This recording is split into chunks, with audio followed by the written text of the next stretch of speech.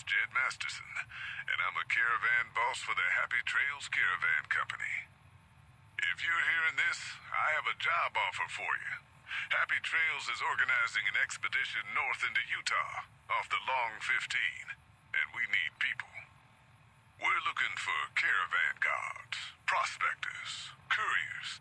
If you're used to humping it across the waste, straight toward trouble, we want you. If you got a Pip-Boy, we definitely want you. On the other hand, if you're a greenhorn or a city slicker spinning tales about your skills, you can kindly go hang. If we like your gumption, we'll pay you square and treat you fair. Find me, Jed Masterson, at the Northern Passage if you're interested. Luck to you. Howdy. My name is Jed Masterson, and I'm a caravan boss for the Happy Trails Caravan Company. If you're hearing this, I have a job offer.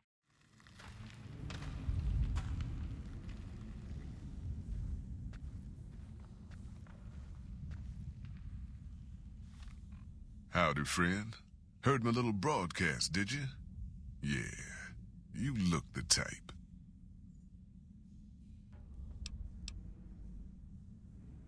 The job is simple. Help us get this caravan into Zion and find New Canaan. The pay is 25 caps per day. Half up front, half on return. You'll get a bonus if we make it into Zion, plus another bonus if we reach New Canaan.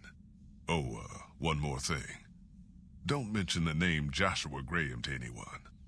Anyone.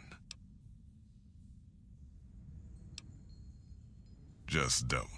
It makes the New Canaanites powerful uncomfortable, and it scares the britches off the tribals. Don't talk about the burn man either while you're at it. Trust me on this one. It's for your own good.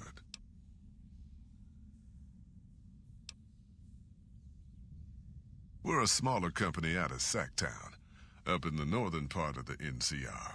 We run some business through New Reno. They're on the Little Loop. Had a nice run to Salt Lake City, too, but then we lost contact with New Canaan, and that went all to hell.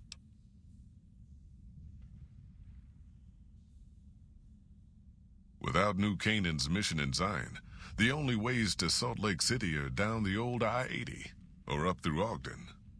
The highway's too risky. NCR's rangers are so busy here in the Mojave, they don't have the manpower to keep the raiders off. Ogden's just too far. We'd lose more in travel expenses than we'd ever earn. You ain't wrong. Losing the Salt Lake City run really stung us. If we can't re-establish contact with this run, we'll be in real trouble.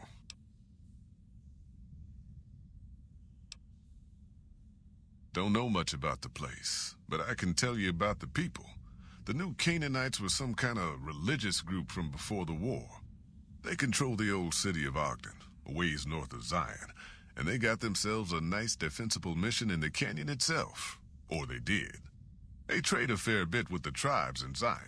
Well, the ones that don't try to kill them anyways.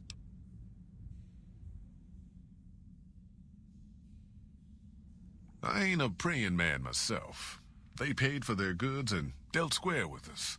That's all I ever cared about. But don't think that just because they're religious, that they're pacifists. They take care of their own, and they're damn fine marksmen, too.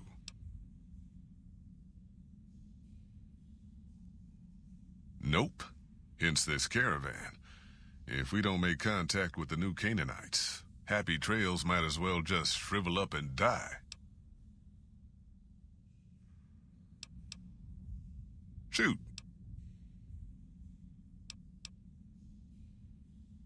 Well, I ain't never been inside myself. Did some trading with the New Canaanites from their mission there, but that was all on the outskirts. All the old ways in and out were destroyed after the war, but we got ourselves the location of a pass the New Canaanites use. That's our way in. That's why I wanted someone with a Pip-Boy on the caravan. The map will be helpful for checking the topography, keeping us on the trail.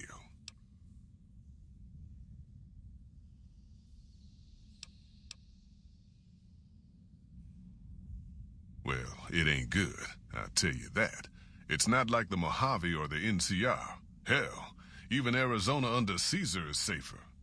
You got raiders all over the damn place. Tribes of degenerates that'll eat you as soon as look at you. Regional warlords, the works. Not too many decent places to stop and trade. New Canaan's one of the only ones left I know about. They're about what you'd expect. Crazy, jacked up on chems, violent as hell, and not too bright. The worst of the 80s, but we won't be passing through their turf on this run. That's right. The folks that lived in Zion before the war, they didn't just get a little savage. They're downright feral. Most of them don't even speak English anymore. You got to get yourself a new Canaanite translator to talk to them. The ones you really gotta watch out for are the Whitelegs from the Great Salt Lake. They'll attack just about anyone that ain't one of theirs. Dangerous enough we won't be going near them if we can help it. I got no desire for my head to decorate some little gas station fort's walls, thanks. Shoot.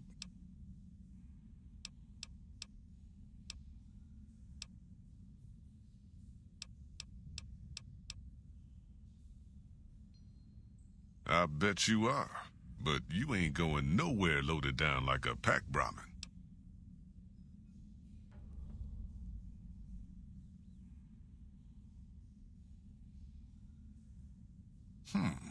All right.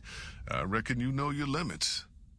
You keel over on me out there, though, and I'll leave your ass after we take everything useful you crammed in your pack.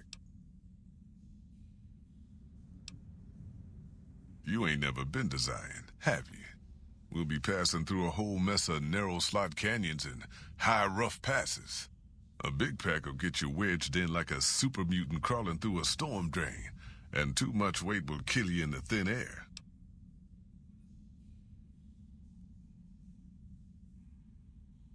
Are you now? You know we ain't coming back this way for a good long while now, right? And you know about the weight limit. I don't want no whining about old Mr. Masterson. I left my one-of-a-kind plasma cannon back at base. Can we go back for it? You sure you're ready now? Well, all right then. Let's get moving. We got a long road ahead of us.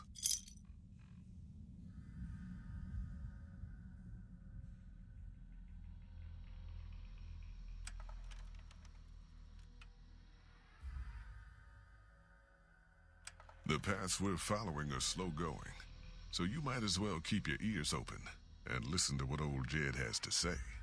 A few decades back, folks in the NCR started to hear about a community in northern Utah called New Canaan. Didn't know much about them, except that they were religious folks, sent out missionaries to talk to the tribes. We've seen our share of cults, but the New Canaanites, they were honest traders, good fighters too.